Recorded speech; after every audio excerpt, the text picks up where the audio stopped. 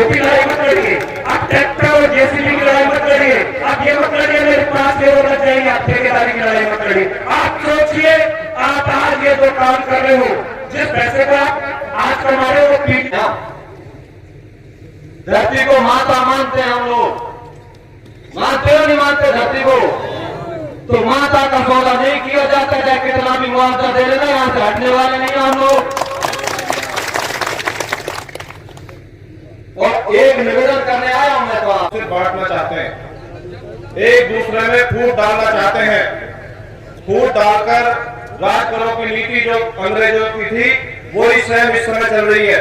तो आप सबको इस मुट्ठी की तरह एक रहना पड़ेगा और एकता में आगे बढ़ना पड़ेगा। आखिर ये लोग कौन हैं और क्या कह रहे हैं, ऐसा आप सोच रहे होंगे। तो साथियों, मैं आपको बता दूं, भरतपुर जिले की थाना डांग ग्राम पंचायत में वन्य जीव अभ्यारण्य के विरोध में आयोजित हुई महापंचायत में हजारों लोगों ने अपनी आवाज बुलंद की। इस महापंचायत में कई बड़े नेताओं ने अपने विचार रखे, लेकिन इन 3 युवा चेहरों ने जोशीले और दमदार भाषणों से सबका ध्यान आकर्षित किया, जिसमें लोकेश पीपलखेड़ा, हाकिम सिंह बैसला करौली जिले से और उत्तर प्रदेश से विकास प्रधान के भाई अतुल प्रधान हैं।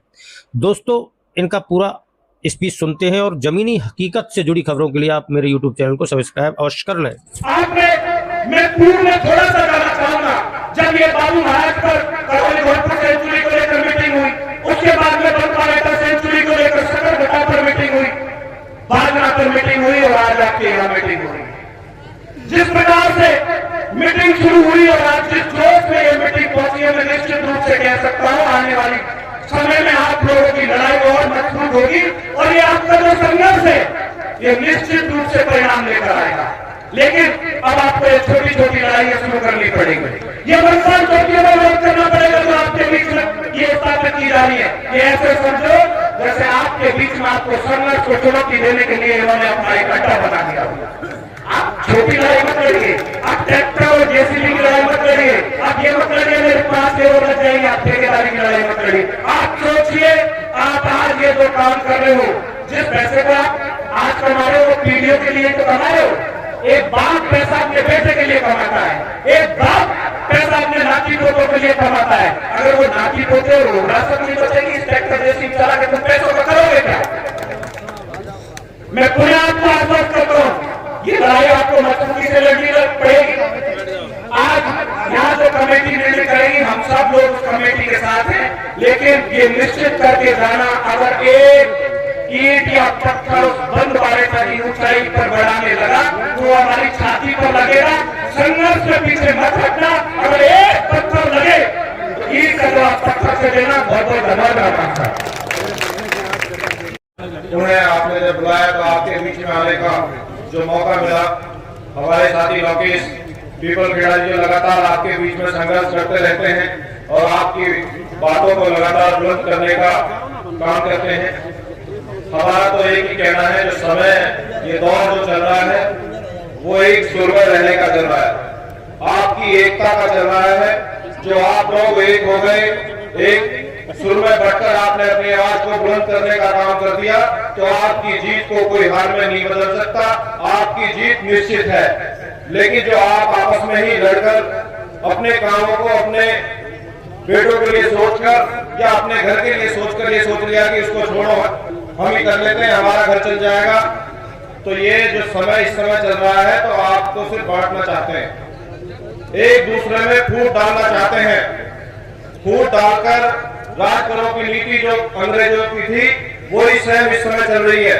तो आप सबको इस मुट्ठी की तरह एक रहना पड़ेगा और एकता में आगे बढ़ना पड़ेगा, क्योंकि सरकार ने भी जो वर्तमान में चल रही है, इसने पहले हमने लगातार 13 महीने जब किसानों की लड़ाई लड़ी, क्योंकि कोई भी जब संघर्ष होता है तो कितना लंबा चला जाए पता नहीं चलता। जैसे पांचवी बात की चर्चा लगातार पिछले 40 दिनों से रही, आप लगाइए, आपने संघर्ष करा और आपकी जीत हुई। इसी तरीके से इस सेंचुरी की लड़ाई को आपको मजबूती से लड़ना होगा।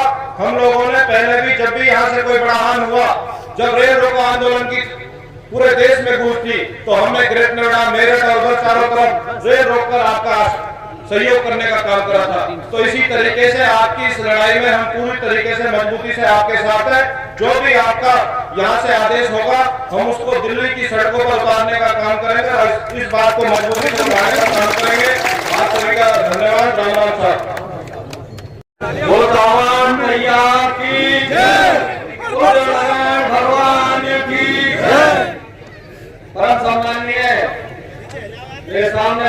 मेरे पिता कुल बुजुर्गों, युवा साथियों,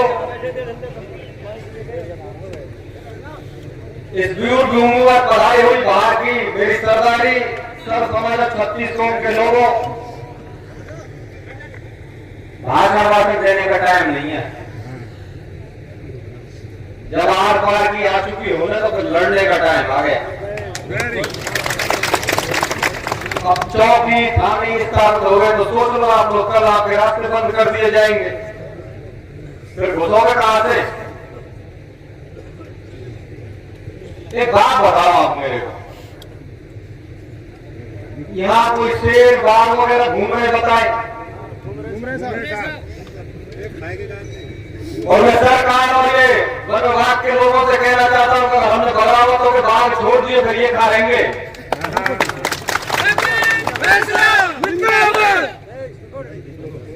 हमारे घरों में घुस रहे हैं, हमारी मवेशी को नुकसान पहुंचा रहे हैं। इस देश का कानून और व्यवस्था देखिए, आपके जानवरों को, आपकी मवेशी को खा जाते हैं। अब इनकी रखवाली और जिम्मेदारी करने का दायित्व किसका है? वन विभाग का। वन विभाग वाले अगर आप एक लकड़ी भी काट करके ले आएंगे तो आपके खिलाफ मुकदमा दर्ज करवा देंगे, जेल में डाल देंगे। और हमारी मवेशी को, हमारे लोगों को नुकसान पहुंचाने वाले जानवरों की जिनके जिम्मेदारी दे रखी है, उनके खिलाफ मुकदमे क्यों नहीं दर्ज होता? हमारी भैंस गाय बकरियों को खा जाते हैं सब। एक ही देश में दो तरह के कानून कैसे हैं? सरकारों से कह दो, शासन प्रशासन से कह दो, किसान कौम के लोग हैं हम, धरती को माता मानते हैं हम लोग। मानते हो नहीं मानते धरती को? तो माता का सौदा नहीं किया जाता, चाहे कितना भी मुआवजा दे लेना, यहां से हटने वाले नहीं हम लोग। और एक निवेदन करने आया हूं मैं तो आपसे, हमने श्रावण भैया पे सड़क हटाने की 2021 में मीटिंग की थी इसी को लेकर के, फिर ठंडे पड़ गए थे क्योंकि भोले भाले कौन है, हमारे भोले भाले लोग हैं। अभी कोई मंत्री आ जाएगा, कोई अधिकारी आ जाएगा, कंधे पे हाथ रखा और जिसको हम अपना मान रहे थे वो उसकी गोद में चला जाता। अब लड़ाई किसके भरोसे लड़े? जिसके भरोसे लड़ रहे वो तो जा बैठा। तो हमारी सबसे बड़ी विडंबना ये है कि हम सत्ता, शासन और प्रशासन को भगवान मान करके बैठे, जबकि मेरा मानना है पिछले 40-41 दिन से मैं संघर्ष कर रहा हूं, मैंने भगवान को देखा है और मैंने आपके रूप में भगवान को देखा है, जिसने एक ही हुंकार में पूरे शासन और प्रशासन और सत्ता को हिला करके रख दिया था। तो जो भी कमेटियां बने उससे हाथ जोड़ करके करवत प्रार्थना है, इनके मान सम्मान में, स्वाभिमान में कमी नहीं आ जानी चाहिए। व्यक्तिगत स्वार्थों को एक साइड में रख दो और एक सार्वजनिक मुद्दे पे एकजुट होकर के, एक राय होकर के लड़ाई लड़ लो।